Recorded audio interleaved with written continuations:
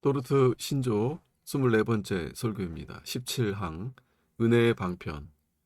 하나님께서 우리 육의 생명을 낳으시고 붙드시는 전능하신 일을 행하실 때 방편 없이 하지 아니하시고 방편을 사용하시며 그분의 무한하신 지혜와 선하심을 따라 이 방편을 통해 그분의 권능을 행하시기로 뜻하신 것처럼 하나님께서 앞에서 말한 우리를 중생하게 하시는 초자연적인 역사를 행하실 때도 결코 복음의 사용을 제외하거나 무너뜨리지 않으신다. 지극히 지혜로우신 하나님께서는 이 복음을 중생의 씨와 영혼의 음식으로 세우셨다. 이런 이유로 사도들과 그들을 이은 교사들은 하나님의 영광을 위해 그리고 모든 교만을 낮추기 위해 백성에게 이 하나님의 은혜를 경건히 가르쳤다. 그러함에 있어 복음의 거룩한 교훈들을 따라 하나님의 백성을 말씀, 성례, 권징의 시행 아래 두기를 저버리지 않았다. 따라서 오늘날에도 교회에서 가르치는 자나 가르침을 받는 자나 하나님께서 그분의 선하신 기쁘심으로 짝지으려 으시려 하는 것을 나눔으로 하나님을 감히 시험하려 들어서는 안 된다. 권면을 통해 은혜를 주시고 우리가 우리 의무를 더욱 기꺼이 행할수록 이 하나님의 은택이 더욱 분명히 우리 안에서 빛을 발하며 그분의 사역이 더욱 곧게 전진하기 때문이다. 방편들과 방편들의 구원하는 열매와 효과로 인하여 모든 영광이 오직 하나님께만 영원 세세토록 있을지어다. 아멘. 우리는 3, 4장 인간의 부패와 하나님께로 회심과 그 회심이 일어나는 방식의 끝에 거의 이르렀습니다. 우리는 구원이 하나님 한 분의 사역임을 들었습니다.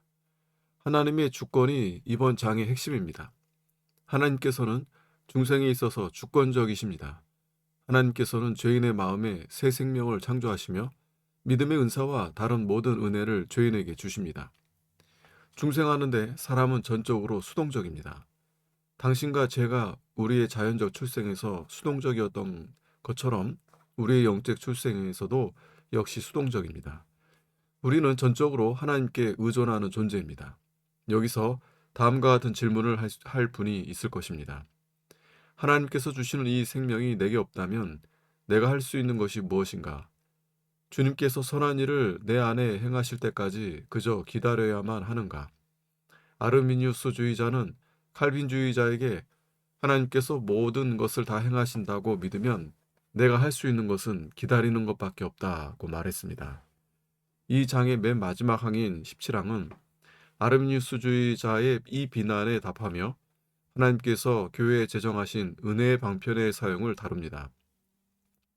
하나님께서는 자연에서나 은혜에서나 언제나 방편을 사용하십니다. 우리는 하나님께서 자연세계나 은혜세계에서 일반적으로는 방편을 사용하여 역사하시는 것을 봅니다. 그래서 17항은 이렇게 시작합니다.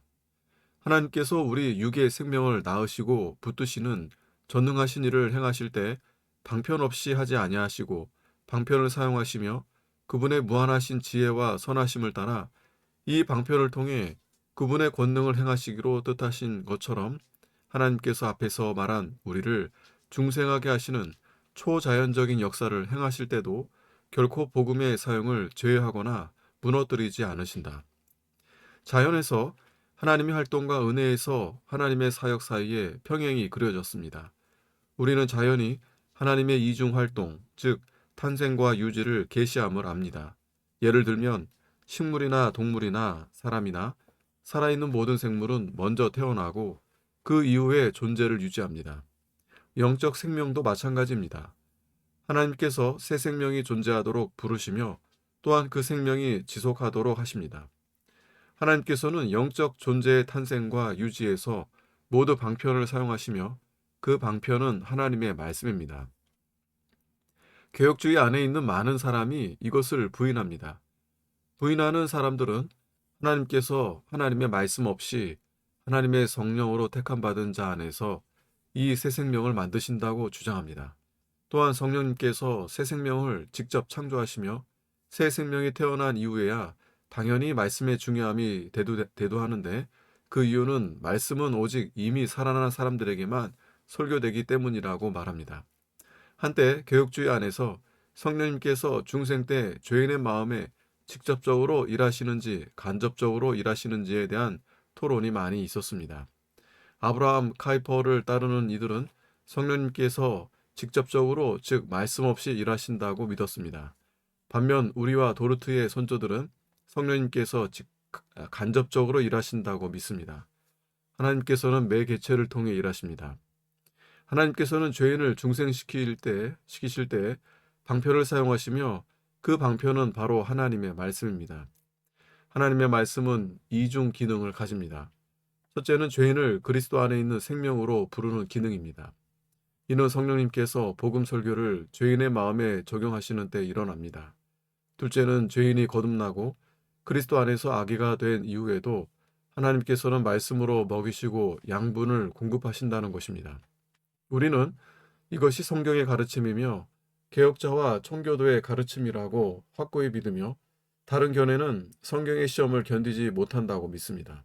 물론 우리는 하나님께서 말씀 없이 역사하실 수 있다는 것을 부인하지 않습니다. 어린 자녀나 정신장애를 가지고 태어난 사람들은 하나님의 말씀을 읽거나 설교를 듣지 않고 중생하는 것이 정말 가능합니다. 하지만 이것은 하나님께서 사용하시는 일반적인 방식이 아닙니다. 게다가 하나님의 말씀 설교를 듣거나 말씀을 읽지 않고도 중생했다고 주장하는 사람마저도 상황을 주의 깊게 살펴보면 어떤 식으로든 그 사람들이 말씀에 대해 들었다는 것을 인정해야 한다고 저는 확신합니다. 복음에 대한 말씀을 겨우 몇 구절 읽었다거나 라디오에서 들었다고 하더라도 말입니다. 궁극적으로 저는 성령님의 사역과 하나님의 말씀은 연결되어 있다고 믿습니다. 우리는 주님께서 말씀 없이 영아들을 새 생명으로 부르신다는 것을 부인하지 않습니다. 분명히 그런 부르심을 받는 사람들이 있습니다. 성경은 세례 요한과 선지자 예레미야를 언급합니다. 여기서 우리는 하나님께서 말씀 없이 역사하시는 것이 죄인들을 부르시는 하나님의 일반적 방법은 아니라는 견해를 취합니다. 우리 선조들은 늘 가정 중생 개념을 부인해 왔습니다. 가정 중생론은 택함받은 모든 사람이 세례 예식 동안이나 이전에 일반적으로 태어날 무렵에 중생했다는 교리입니다. 우리는 이것이 종종 안전하다는 거짓 느낌이나 확신으로 이끄는 매우 위험한 교리라고 믿습니다. 우리의 모든 자녀가 영아시에 이미 중생했을 것이라 믿으면 우리는 자녀들이 기본적으로 구원받은 것이라고 여길 것입니다. 이런 견해는 주님을 찾는 긴박성을 없애버립니다. 이 견해를 믿으면 우리는 믿고 회개하라고 죄인을 부를 아무 이유도 찾지 못할 것입니다.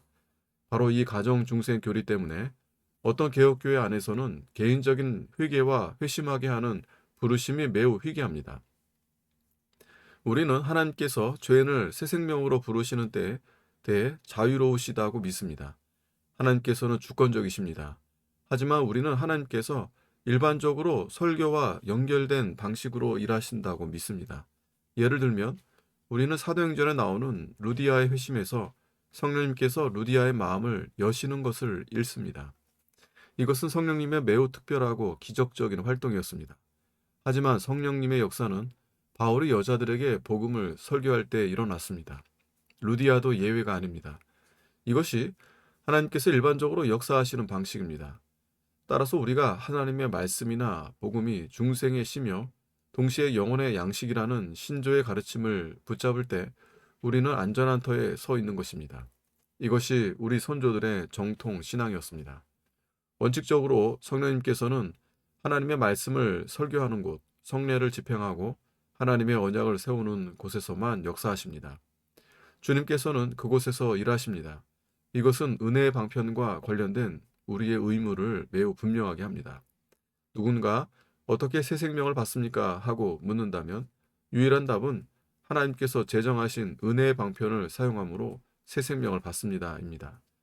하나님께서 은혜의 방편들을 제정하셨다면 우리는 신실하게 그 방편들을 사용할 의무가 있습니다.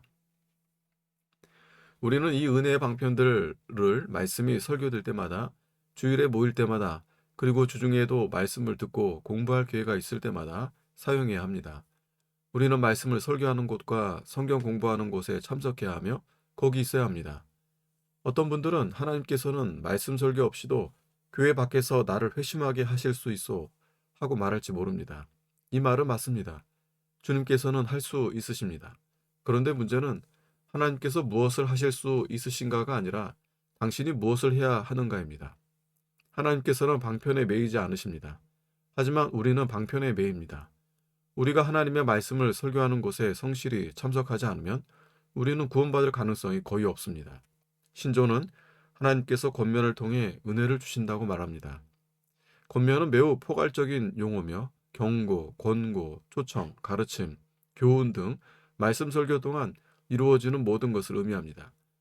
하나님께서는 이런 권면들을 방편으로 사용하여 죄인들을 구원하기를 기뻐하셨습니다. 하나님께서 자신의 종들이 하는 말을 죄인들의 마음과 삶에 적용하시는 것이 이때입니다. 하나님께서 자신의 종들이 선포하는 말을 죄인들의 마음과 삶에 적용하실 때 목사의 말은 종종 연약함과 불완전함 가운데 전해져도 성령님께서 그분의 원수들인 죄인들의 마음에 쏘시는 화살이 됩니다. 이것은 주님께서 모든 원수를 무릎 꿇게 하시는 방법입니다. 때로는 오직 한 단어면 충분합니다.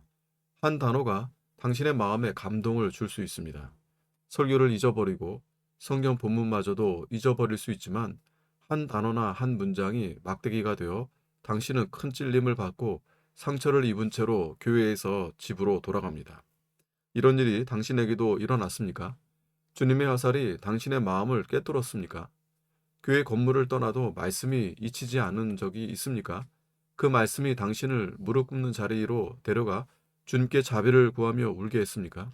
이런 일이 아직 당신에게 일어나지 않았다면 반드시 화살이 날아다니는 곳에 있도록 하십시오. 이 화살들을 막기를 원한다면 하나님께서 이 싸움을 싸우시는 곳에 반드시 당신이 있도록 하십시오.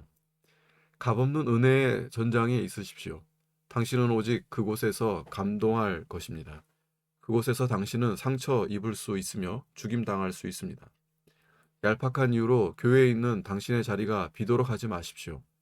하나님께서 방편을 사용하시기에 우리가 방편들을 사용하면 하나님께서 이 방편들에 복 주실 것을 기대할 수 있습니다. 하나님께서 말씀 설교로 죄인들을 구원하기를 약속하셨다면 하나님의 말씀에서 복을 기대하는 것이 합당하다는 뜻이 아니겠습니까? 그러면 우리가 주께로 나아가 주님의 약속에 애원해야 하지 않겠습니까? 우리는 이런 자세로 교회에 나와야 합니다. 물론 교회에 나오는 것은 좋은 습관이며 전통이지만 단지 습관처럼 교회에 나오면 안 됩니다. 오히려 우리는 믿음으로 이렇게 기도하며 교회에 나와야 합니다. 오 주님, 오늘 오전 예배나 오후 예배에 저를 위한 말씀이 있게 하소서. 제가 헛되이 자리에 앉게 있게 마옵시고 말씀이 제 마음에 전해지게 하소서. 주님께서 참으로 제게 말씀하고 계심을 알게 하옵소서. 당신은 또한 목사를 위해 기도해야 합니다. 주님, 설교자가 주중에 주님의 말씀을 준비하는 것을 도우시고 주일에 설교단에서 그 말씀을 전할 때 설교자를 도우소서. 성령님과 주님의 기름 부으심이 설교자의 오른팔과 왼팔에 있게 하소서. 그래서 설교자가 능력 있게 설교하고 주님께서 설교자에게 주신 임무에 충성할 수 있게 하소서. 목사는 자신의 사역을 확신해야 합니다. 그 사역이 자기 사역이라서가 아니라 하나님께서 자신에게 행하라고 주신 주님의 사역이기 때문입니다. 복음 설교자들은 주님을 바라보고 복을 기대할 수 있습니다. 주님께서 자신을 사역으로 부르셨다면 그 사역이 헛되지 않을 것이라 주님께서 약속하셨습니다. 따라서 목사는 설교할 때 자신의 회중에게 하나님의 말씀을 전해야 하며 자신의 생각이나 통찰을 말하지 않도록 확실히 해야 합니다. 목사는 오직 주님께서 말씀에 계시한 것만을 전하려고 최선을 다해야 합니다. 이것은 설교자가 사람들의 입맛을 맞추려 해서는 안 된다는 뜻입니다. 이것은 목사들에게 매우 현실적인 유혹입니다. 목사가 어떤 사람들은 어떤 것을 듣기 원하고 또 어떤 사람들은 또 다른 것을 듣기 원하는지 알면 설교를 이 특정 부류의 사람들의 입맛에 맞출 유혹이 대단히 큽니다. 의심할 것 없이 많은 사람이 이 위험한 유혹에 굴복합니다. 많은 사람이 교회가 사업과 같다는 생각, 고객은 왕이며 따라서 목사는 고객의 입맛에 맞추어야 한다는 생각을 하고 있습니다. 이런 생각을 하는 목사들에게 화 있을진저 하나님의 종들이 결코 이런 일을 하지 않도록 기도하십니다. 왜냐하면 목사들은 단지 사람이기 때문입니다. 하나님의 종들은 오직 연약한 그릇이며 주님께서 이런 유혹들에서 하나님의 종들을 지켜주셔야만 합니다. 하나님의 말씀의 설교 아래 있다는 것은 매우 엄숙한 상황입니다. 우리는 때로 설교 듣는 것을 일상적인 것처럼 대합니다. 우리는 교회에 와서 자리에 앉아 설교를 듣습니다. 찬송을 부르고 집에 돌아갑니다. 이것들의 중요성을 생각하지 않고 무심히 예배 드리는 경우가 있습니다. 하지만 하나님께서는 예배를 매우 엄숙한 상황으로 생각하십니다. 그러므로 하나님의 백성도 역시 예배를 엄숙하게 보아야 합니다. 성경에서 시편 기자는 하나님의 백성의 경외함으로 모여 주님의 위엄 앞에 떠는 성도들의 엄숙한 모임에 대해 말합니다. 따라서 우리가 정말 감동했다면 그 감동을 예배 가운데 행동으로 표현해야 합니다. 우리가 찬송하고 기도하고 설교를 듣고 앉아있는 방식에서 그 감동이 보여야 합니다. 우리의 모든 태도와 자세가 우리가 예배를 엄숙한 상황이라고 깨닫고 이해하는지를 보여줍니다. 오직 여호와는 그 성전에 계시니 온 땅은 그 앞에서 잠잠할지니라 하시니라. 하나님께서 우리에게 말씀하실 때 들어야 합니다. 하나님께서는 하나님의 거룩한 보좌에서 우리에게 말씀하시며 우리 죄에 대해 유죄를 선고하시거나 무죄를 선고하십니다. 유죄 아니면 무죄입니다. 그리스도를 믿는 믿음, 하나님을 향한 회개, 겸손, 깨어짐, 통회하는 마음이 있는 곳에 하나님께서는 내 죄사함을 받았느니라고 말씀하십니다. 하지만 회개하지 않는 영, 주님께 참되게 부르짖는 것이 없거나 죄를 떠나려 하지 않는 완고함이 있는 곳에 하나님께서는 유죄를 선고하십니다. 이대로 죽는다면 우리는 하나님 앞에 설 수 없습니다. 우리가 하나님의 집에서 만나는 모든 상황이 얼마나 엄숙합니까? 은혜의 방편을 사용하는 것은 또한 우리가 집에서 성경을 듣고 읽고 묵상해야 함을 의미합니다. 우리는 개인 경건의 시간과 가족 경건의 시간이 모두 있어야 합니다. 가족 경건의 시간이 있습니까? 남편이나 아내와 함께 기도합니까? 말씀을 읽고 같이 이야기를 나눕니까? 이것도 은혜의 방편을 사용하는 것입니다. 개인 경건 시간이 있습니까? 성경을 읽고 다른 좋은 책들을 읽습니까? 이런 방편들을 사용하는데 게으르다면 우리가 복을 많이 받지 못해도 놀랄 일이 아닙니다. 이는 중생의 신 하나님의 말씀을 받은 참된 하나님의 백성에게도 마찬가지입니다. 참된 하나님의 백성도 역시 자신들의 영혼이 먹을 말씀이 필요합니다. 새 생명은 반드시 양분을 받아야 합니다. 사도 베드로는 우리가 말씀에 순전하고 신령한 젖을 사모해야 한다고 말합니다. 솔직해집시다. 우리는 순전하고 신령한 젖을 자주 사모하지 않습니다. 우리는 그저 해야 해서 성경을 읽습니다. 성경을 읽어도 느낌이나 참된 갈망이 없기에 우리의 영적 생명은 생기를 잃어갑니다. 하나님의 백성의 삶은 종종 느슨해질 수 있습니다. 너무 많은 세상의 정신을 지니고 시대와 감각의 일들에 마음이 사로잡힐 수 있습니다. 바로 이런 이유로 성경은 우리에게 부지런히 주님을 찾으라고 그토록 자주 권면하는 것입니다. 사도 베드로는 우리의 부르심과 택하심을 굳게 하는데 부지런하라고 말하며 우리 주 곧 구주 예수 그리스도의 은혜와 그리스도를 아는 지식에서 자라가라고 말합니다. 모든 것을 행하시는 분은 하나님이시지만 우리는 은혜의 방편들을 사용할 의무가 여전히 있습니다. 이 방편들은 하나님께서 제정하신 것입니다. 그리고 우리가 더욱 부지런히 방편들을 사용하면 더 많은 복을 받기를 기대할 수 있습니다. 신조는 이것을 다음과 같이 서술했습니다. 권면을 통해 은혜를 주시고 우리가 우리 의무를 더욱 기꺼이 행할수록 이 하나님의 은택이 더욱 분명히 우리 안에서 빛을 발합니다. 이것은 건전한 교리며 균형 잡힌 가르침입니다. 신조는 선택, 중생과 다른 모든 문제에서 하나님의 주권에 주목했습니다. 더불어 도르트의 우리 선조들은 사람들이 은혜의 방편을 사용할 책임이 있다는 것도 분명히 이해하도록 주의를 기울였습니다. 우리가 은혜의 방편을 더 기꺼이 사용하고 더 헌신하여 성경을 상고할수록 주님께서 우리에게 복 주실 것을 더욱 확신을 가지고 기대할 수 있다고 주님께서 약속하셨습니다. 우리에게 얼마나 큰 용기를 복돋아 줍니까? 주님을 찾고 주님의 말씀을 읽고 교회에 오는 것은 헛되지 않습니다. 시간 낭비가 아닙니다. 당신이 택함받은 자라면 무엇을 하든지 정해진 대로 될 것이라고 말하는 사람들이 있다는 것을 압니다. 그것은 마귀의 교리입니다. 성경적 가르침이 아닙니다. 주님께서는 주님을 간절히 찾는 자, 은혜의 방편을 겸손히 사용하는 자가 주님의 복을 받을 것이라고 약속하셨습니다. 이것이 주님의 약속이며 우리는 그 약속에 의지할 수 있습니다. 이 말은 우리가 은혜의 방편들을 사용하면 자동으로 복을 기대할 수 있고, 그래서 우리 자신의 활동의 결과로 복을 기대할 수 있다는 뜻이 아닙니다. 우리는 항상 하나님의 자유로우신 주권을 인정해야 합니다. 하지만 그러면서도 우리는 하나님의 약속을 의지해 간구할 수 있습니다. 이것이 비밀입니다. 주님께서는 자기 백성을 중생시키시며 영양분을 공급하십니다. 천국으로 가는 여정에서 양식을 공급해 주십니다. 당신은 아마 이렇게 말할지 모릅니다. 은혜의 방편을 여러 해 사용했지만 제 영혼에 별 유익이 없었을까 봐 두려워요. 제가 무엇을 해야 할까요? 나의 형제 자매여, 그 방편들을 계속해서 사용하십시오. 방편을 사용하는 것이 헛되다는 모든 제안은 지옥에서 곧바로 오는 것입니다. 당신 안에서 아무 소용없어. 그냥 포기해버리지 하는 목소리가 있을지 모릅니다.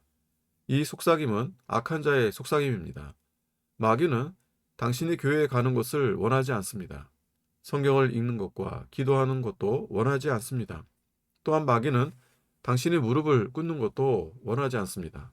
왜냐하면 마귀는 무릎 꿇고 자비를 간청하는 죄인이 곧 하나님께 응답받을 것이며 자신의 영역을 떠나 사탄의 최대 원수인 예수 그리스도의 영역으로 들어갈 것을 알기 때문입니다. 마귀가 하는 어떤 제안도 듣지 마십시오. 은혜의 방편을 계속해서 사용하십시오. 그 방편의 사용에 붙어있는 풍성한 은혜가 있습니다. 잠언 8장 34절은 누구든지 내게 들으며 날마다 내 문 곁에서 기다리며 문설주 옆에서 기다리는 자는 복이 있나니 하고 말합니다. 겸손하고 회개하는 죄인이 궁전에서 문이 열리기를 기다리며 왕이 자신의 귤을 뻗어서 죄인에게 그 귤을 만지고 원하는 복을 받으라고 간청하는 것이 잠언 8장 34절의 그림입니다. 얼마나 큰 약속이며 동시에 얼마나 큰 경고입니까? 교회에 나오지만 무관심한 영을 지녔고 은혜의 방편에 참여하지만 기도 없이 아무 기대도 없이 참여하는 사람들에게 얼마나 큰 경고입니까? 당신은 은혜의 방편에 참여하지만 단지 의무로 하고 있습니다. 아무 기대도 없다면 아무것도 받지 못할 것입니다. 이 모든 설교를 들었지만 은혜의 보좌 앞에 한 번도 무릎 꿇지 않았다면 이 설교들이 당신에게 얼마나 불리한 증거가 되겠습니까? 모든 설교와 권면이 당신의 머리 위를 지나갔고 당신은 그것들을 잊어버렸습니다. 하지만 하나님께서는 당신에게 하신 설교와 권면을 잊지 않으십니다. 어느 날 하나님께서 그 모든 것을 당신에게 가져오실 것입니다. 그때 당신은 그 권면들에 대해 당신이 한 행동들을 하나님께 해명해야 할 것입니다. 그 설교들이 그날에 당신에게 불리한 증언을 할 것입니다. 우리에게 이 일이 결코 일어나지 않기를 주님께로 돌아서서 간청하십시오. 주님, 주께서 은혜의 방편들을 주었사오며 제가 하나님의 말씀을 설교로 들었습니다. 오 주여, 이 방편들로 제 마음에 복 주시옵소서. 오직 한마디로 충분하오니 말씀하여 주옵시고 그 말씀을 권능으로 제 영혼에 적용해 주옵소서. 주님께서 당신에게서 이런 모습을 보신다면 소망이 있습니다. 하나님께서는 설교된 하나님의 말씀의 권면들을 사용해서 죄인들을 구원하시고 자신의 성도를 지극히 거룩한 믿음에 세우시는 것을 기뻐하시기 때문입니다. 아멘.